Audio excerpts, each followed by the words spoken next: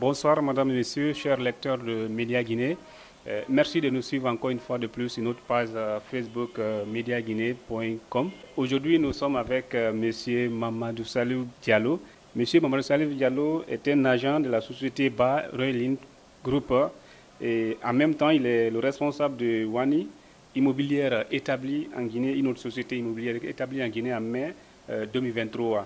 Il est aussi en même temps entrepreneur et consultant en immobilier, vivant aux États-Unis, ancien président des ressortissants de la préfecture de Mamou, et il évolue dans ce domaine depuis, il vit aux États-Unis depuis il y a d'ici là 22 ans. Bonsoir messieurs. Oui, bonsoir. Pour commencer, on va directement avec la première question. Vous êtes dans l'immobilier aux États-Unis. Dites-nous tout d'abord comment vous avez réussi à intégrer cette profession de ce côté. Bon, avant de commencer l'immobilier, j'exerçais certains types de travail. Mais à un moment donné, je me suis posé beaucoup de questions, à savoir qu'est-ce que je peux réellement faire pour ne pas toujours continuer de travailler durant toute ma vie. Et je me suis décidé de me lancer dans l'immobilier parce que d'après beaucoup de recherches et beaucoup de questions posées aux gens qui évoluent dedans, j'ai compris que oui, c'est un domaine sécurisé pour l'investissement et pour se faire de la recherche aussi. Cela m'a poussé d'investir dedans au début avec l'intention d'aider d'abord nos compatriotes qui vivent aux États-Unis, comment y aboutir pour acheter des maisons là-bas. Mais de fur et à mesure, je continue à faire des recherches et j'étudie sur le domaine. Je vois que oui, c'est un domaine qui est très riche et qui est très potentiel, et surtout pour la Guinée aussi. Donc, raison pour laquelle j'ai décidé de continuer la chemin là-dessus. Alors, dites-nous, puisque vous êtes déjà dans le domaine il y a déjà très longtemps, dites-nous comment évoluent les activités de ce côté avec votre société? Actuellement, aux États-Unis, c'est un peu complexe au niveau économique, vu que nous faisons face à une inflation qui est très élevée, ce qui impacte directement à mon domaine de travail, parce que nous travaillons avec les banques. Les personnes qui achètent prennent des prêts auprès des banques. Maintenant, pour contrôler l'inflation, l'État est obligé d'élever les taux d'intérêt. Maintenant, quand les taux d'intérêt sont énormes, les gens ne peuvent pas prendre des prêts parce que ça trouvera que l'intérêt est trop élevé et leur income ne peut pas combiner les deux. Donc, actuellement, c'est un peu ça les difficultés là-bas.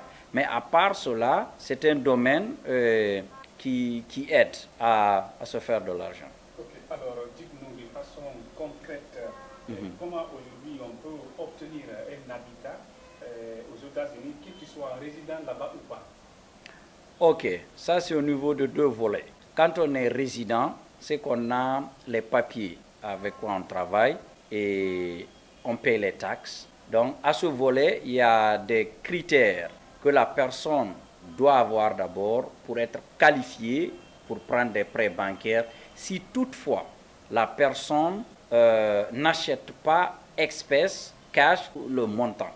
Si, par exemple, vous, monsieur Robert, vous voulez acheter une maison aux États-Unis, vous êtes résident, vous avez de l'argent, on vous dit la maison, c'est 500 000 $, vous envoyez un chèque, 500 000 $, vous achetez la maison.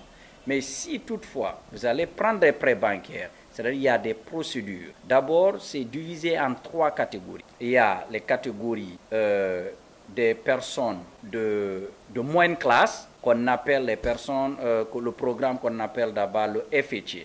C'est-à-dire les banques regardent tes revenus de 2 dernières années pour savoir combien sont tes revenus, pour pouvoir savoir combien ils peuvent te donner comme prêt bancaire. Encore, il y a le volet, ce qu'on appelle là-bas le crédit, c'est-à-dire la crédibilité de ton nom.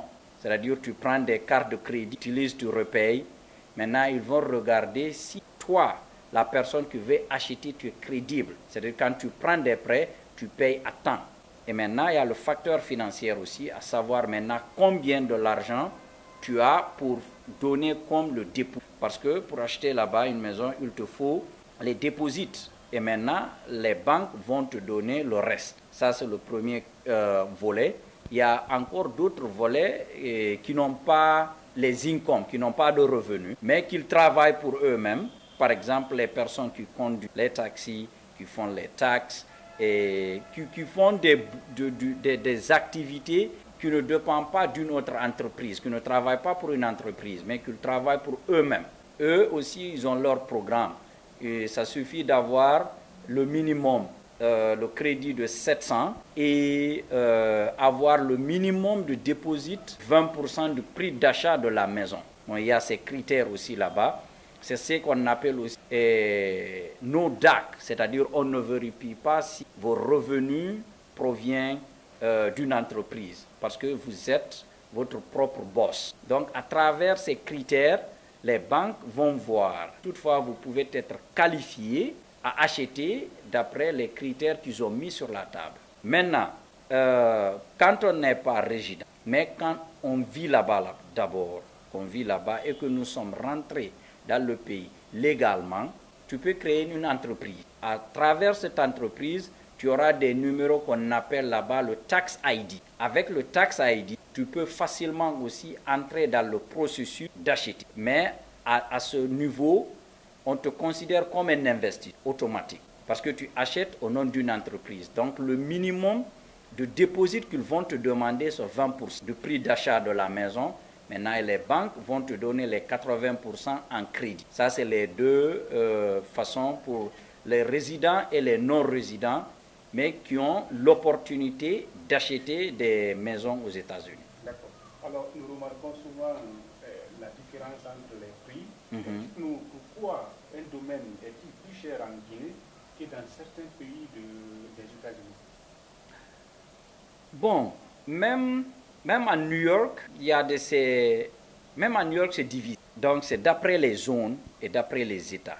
Et moi, je me dis que c'est parce que le secteur n'est pas trop régularisé d'abord en Guinée. Une personne peut dire que ce domaine coûte $100,000. L'autre, de l'autre côté, va venir dire, bon, mon domaine coûte $200,000. Maintenant, par exemple, aux États-Unis, quand vous achetez une maison, il y a des comparaisons qu'ils vont faire. Tu peux dire que tu veux vendre ta maison à $200,000, par exemple.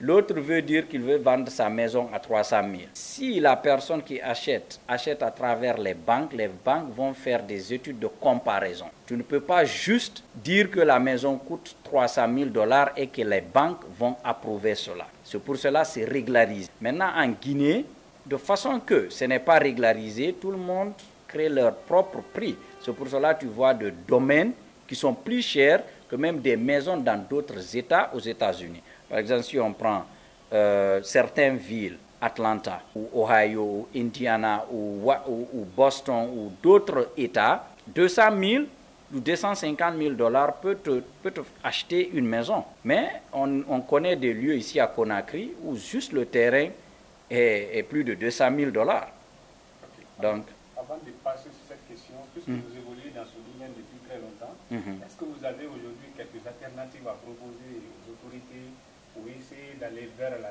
régularisation de ce secteur? Bien sûr, j'ai déjà un plan auquel je suis en train de travailler et au moment venu, je vais soumettre ça à l'État, qu'il travaille ou pas, bon, je ne sais pas, mais quand même, je pense que ça serait une contribution de ma part pour régulariser ce secteur. Parce que j'en suis sûr, ce que les autres pays ont pu faire, nous pouvons le faire si toutefois on a l'intention de le faire.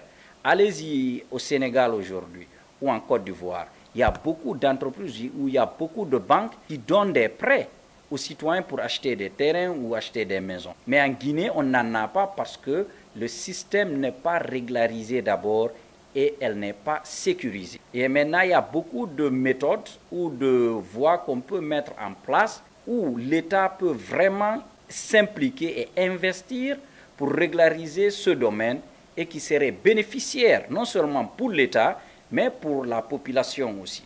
Parce que si vous prenez les transactions immobilières aux États-Unis, les deux personnes qui font la transaction, le vendeur et l'acheteur, chacun d'eux paye des impôts. Toi, le vendeur, tu payes. Moi, l'acheteur, je paye. Et ça rentre dans les caisses de l'État. Et si on arrivait à régulariser cela en Guinée ici, l'État peut encore bénéficier de chaque transaction.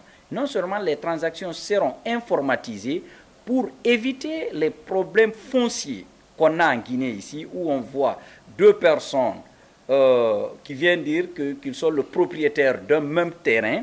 C'est parce que rien n'est informatisé. Et à chaque fois, maintenant, si toutefois on arrive à informatiser cela, à régulariser ce problème foncier, ce secteur peut apporter énormément d'argent pour l'État.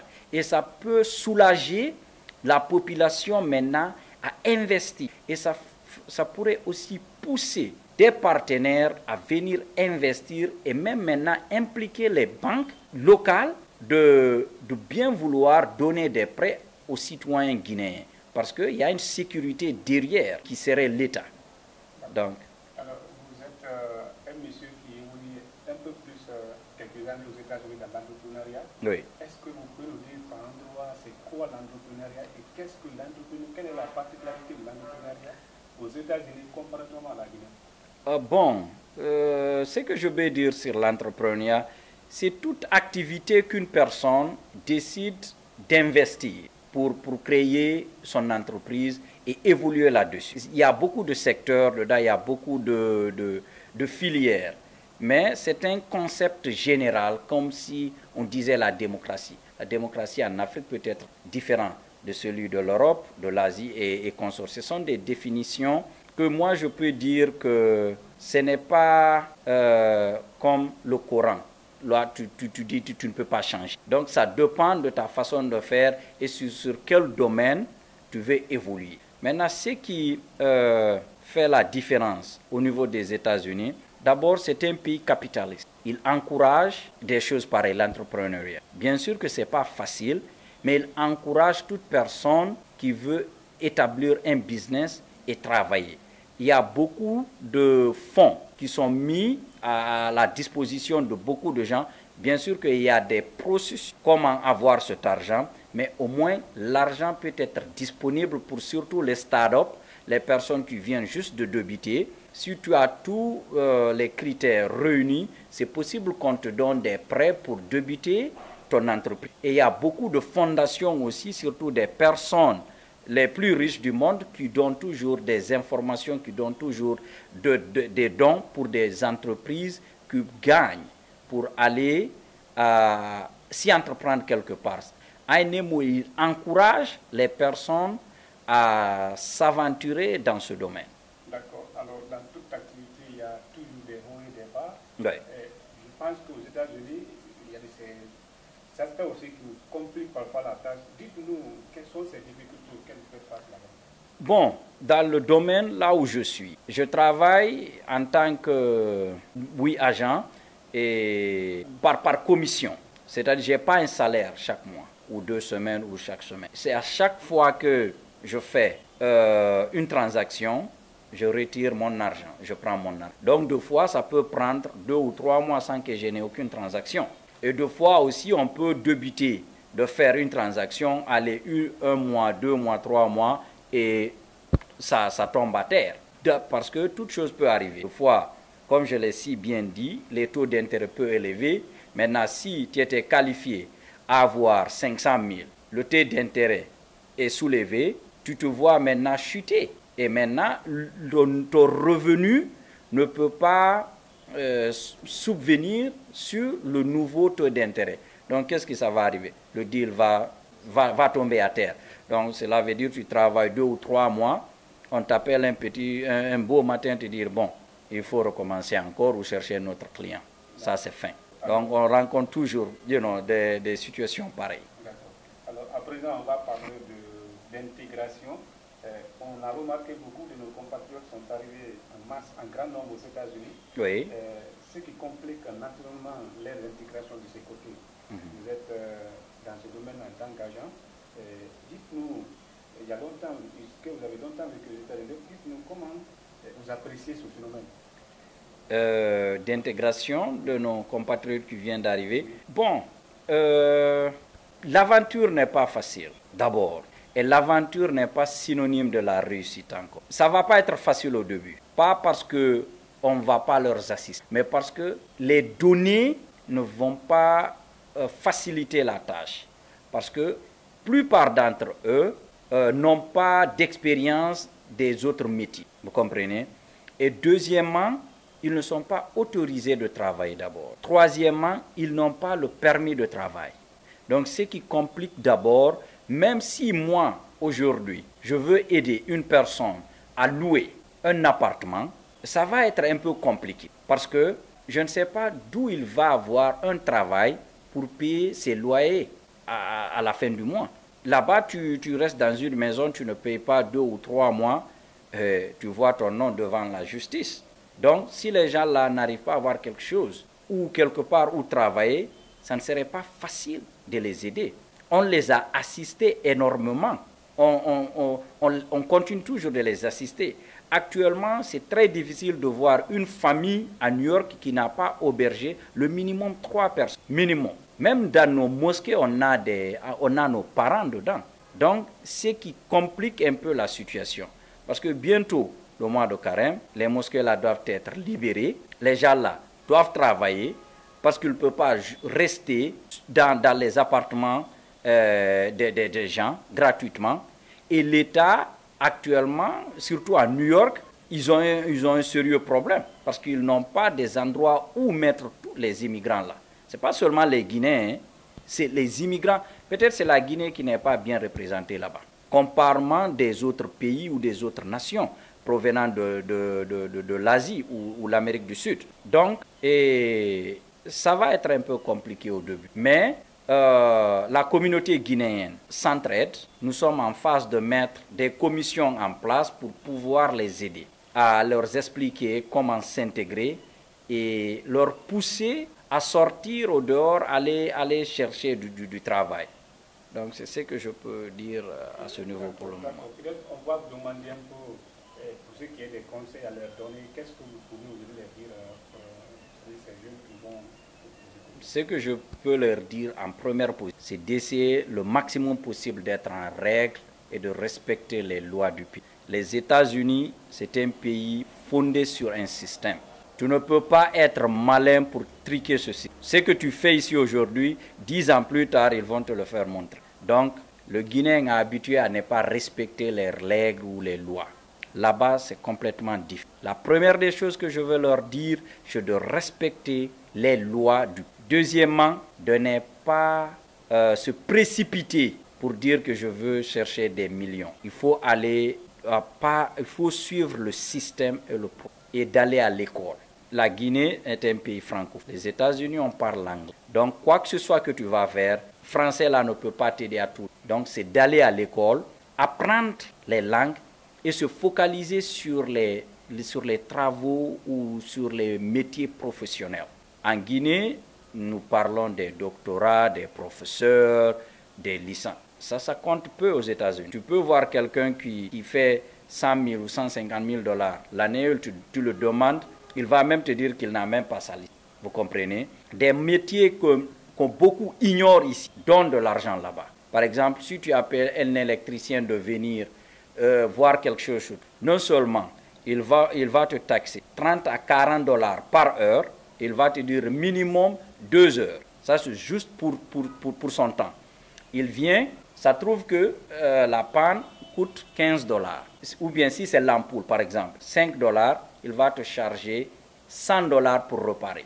Maintenant, il enlève cela au prix des heures dont tu l'as payé. Donc, c'est pour te dire que des métiers que nous minimisons ici sont rentables là-bas. Mais le Guinéen est trop habitué à dire que il me faut un bureau, il faut que l'État m'emploie. Cette mentalité doit changer. Je leur conseille d'aller à l'école et de se focaliser sur les métiers professionnels. Et surtout, rester en règle. Rester en règle et respecter les lois du pays. C'est ce que je peux leur dire pour le moment. D'accord, vous êtes venu en séjour et bientôt vous devez vous retourner aux États-Unis. Vous avez trouvé le pays qui a été frappé par une crise. par rapport à cet incendie qu'on a parlé du côté de Kaloum. Oui. Dites-nous un peu de mots, en résumé, qu'est-ce que vous pouvez passer comme message aux compatriotes que vous avez trouvés dans ce état? Bon, je leur encourage d'abord de prendre courage et de s'unir de plus. Moi, je suis arrivé le 16 et le dépôt a pris feu le 17, du 18, non. Bon, j'ai vu l'engouement et les intentions de la population pour venir aider leurs parents de Kaloum. J'ai été à Faisal 2 fois. J'ai vu les dons et c'était bien. Mais à ma grande surprise, aujourd'hui, j'ai été aussi en ville, voir moi-même les états de lieu. Je suis surpris de savoir que tant de dons qu'on a vus là-bas, il y a toujours des familles qui n'ont pas eu accès à même un sac de riz. Ils disent que oui, l'État est venu les recenser, mais c'est invivable. Donc, je demande à la population guinéenne du Sud de savoir que l'union fait la force. La population en a fait preuve, cela. Et nous demandons aussi aux autorités de bien vouloir subventionner ce peuple, de venir en aide, de venir faire leur responsabilité, parce que c'est leur responsabilité de nous assister, de travailler pour nous. Et j'ai trop entendu beaucoup de choses que peut-être je ne vais pas parler ici, mais soyons honnêtes.